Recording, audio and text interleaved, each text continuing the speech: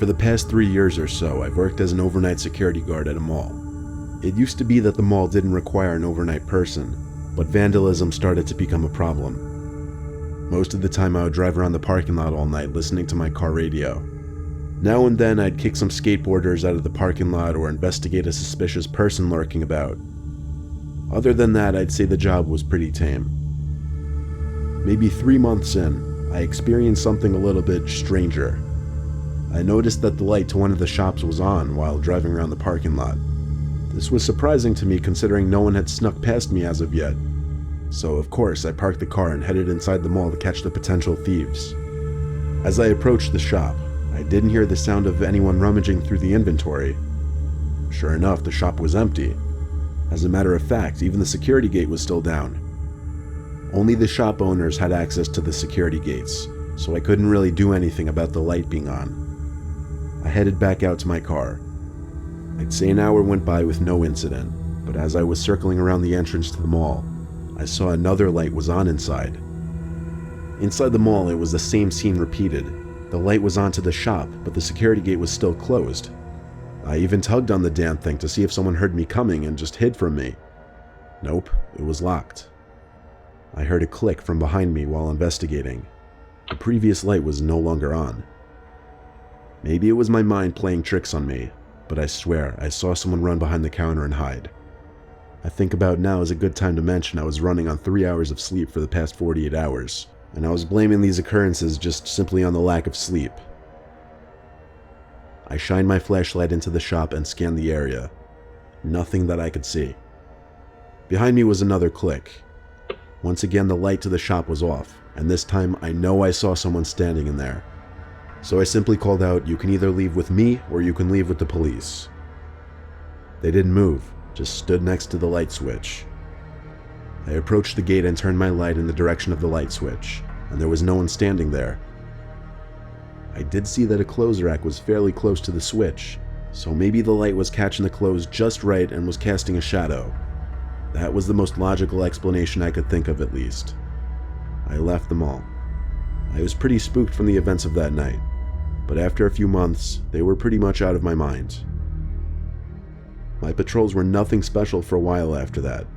I think my next incident happened around my 1-year anniversary as a guard. It was winter and I was inside of the mall checking the pipes. Yes, I was on security duty, but the owners decided to save a buck by having me inspect certain things as well. It was whatever. I was heading to one of the bathrooms to relieve myself when I heard a toilet flush. I jumped a little more than I would like to admit.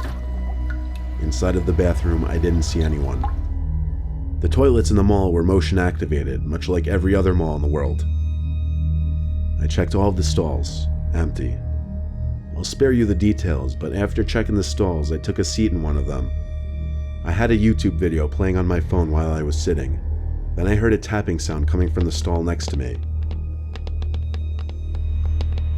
I glanced to my left and saw a pair of shoes standing with the toes pointing towards me. Slowly, I brought my eyes up above the stall. Sure enough, there was the tallest man I'd ever seen standing over the stall, staring down at me. Had I not already been on the toilet, I would have been running home for new pants. When he saw me notice him, he ducked back down beneath the stall. I hopped up and kicked in the door to the neighboring stall. The damn thing was empty, except for a pair of shoes sitting in the same spot I had seen them. My heart was thumping like crazy. I went back to my car as quickly as possible after that. If I remember correctly, this happened at around 4 in the morning. Once again, I accredited all of this to my lack of sleep. I was just happy that I had the next day off.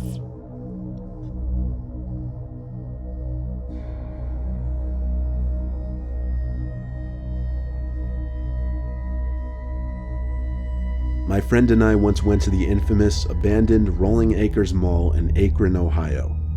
I'll call my friend Jake for this story for privacy reasons. We went at like 11 o'clock at night on a Wednesday night, since we didn't have school the next day. We snuck in through some door which had been jammed in by previous visitors. It was completely pitch black in there, obviously. We turned out our flashlights for a few seconds just to really take in how dark it was. We explored the lower level, then went up to the second level by climbing up an escalator. As we were shining the flashlights into old closed-off stores, we heard a bang-like sound come from further down this upper level. I got scared and asked Jake if it could be security or cops. He said he doubted it, probably just more people like us exploring. But we did still try to move in the opposite direction from the sound just in case. We were right by the JCPenney in the mall when we heard another similar bang-like sound like from before, this time louder and closer. Jake and I turned off our flashlights now just to be safe. We didn't know who that could be. With our lights out, we did the best we could to make a little distance between us and the sound without banging into walls or anything. Suddenly, I heard a psst. It came from a little further in front of me. It was kind of muffled too. So I assumed it was Jake calling me ahead. I kept hearing him going psst, psst. So I kept following the sound of it. When I got close enough, I whispered to Jake, "Where do we go now?" He didn't answer. So I started feeling around for him, and I found what I believed to be his shoulder. Only the fabric of the jacket I felt did not match the fabric of the coat I knew Jake was wearing. I turned on the flashlight and screamed when I looked up and saw the person I was holding onto wasn't Jake, but rather some tall guy wearing a beanie and a face mask. The man grabbed me and put me in a headlock as he tried dragging me. Jake came out from the darkness and landed one clean punch to the man's face, which gave me just enough time to take off as he let go of me. Jake and I ran to the same place we came in from, and when we got outside, we continued running until we got to the car. We didn't stop to catch our breath just yet though. Jake booked it out of the abandoned parking lot, and only then did we feel relief. I gave Jake a firm handshake as I laughed and caught my breath, thanking him for potentially saving my life.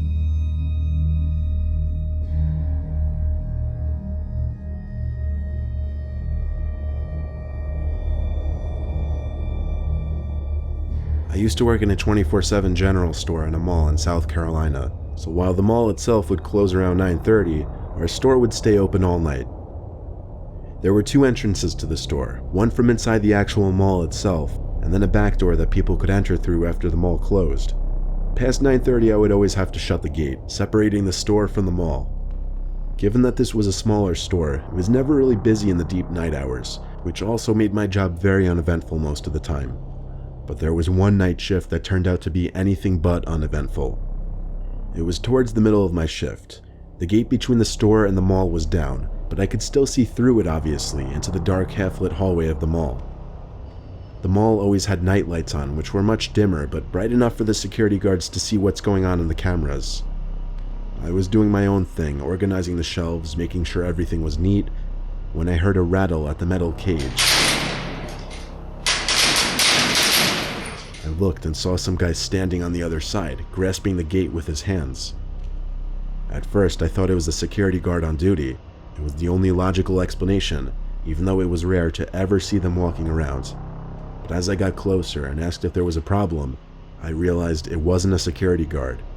It was just some random man. He was wearing a dirty black and white plaid shirt and very baggy blue jeans. Most notably though, and what made this exceptionally strange, was that he was just looking up at the ceiling.